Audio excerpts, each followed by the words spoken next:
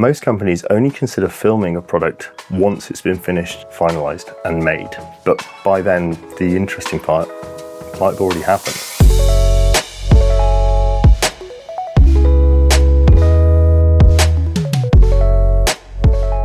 We're lucky enough to work with all sorts of different companies, and some of them are incredibly innovative.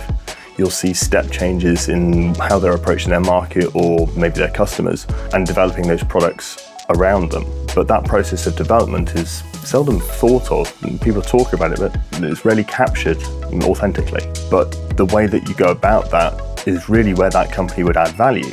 If you think about how you'd watch a normal documentary on TV, it's not a documentary looking back at something, that's the news. Documentary is very different, where you have to show what happens along the journey as it happens. So when you think about something like Grand Designs, you don't go to Kevin, tell us about what happened with the house. You show Kevin going out and looking periodically at the house and talking to the owners, seeing the problems, seeing when that steel wasn't delivered at the right time that needed to marry up with the glass. But that's all really interesting. It doesn't take away anything from the value of the house at the end. The house is still beautiful and perfect, but it's the story and the journey that makes that whole show work.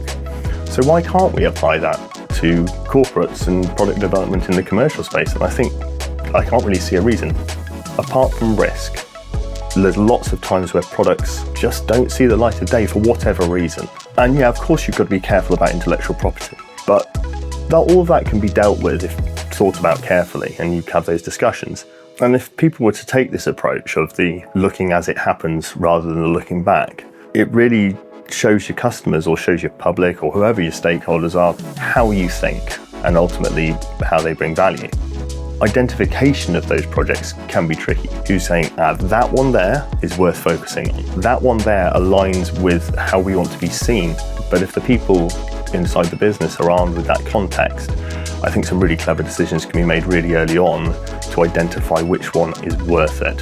It just got me thinking about how if we were there through that process and how much more like a traditional broadcast TV show experience that would be, and how that could make a bit of a difference as far as the content strategy and showing what that company is really about.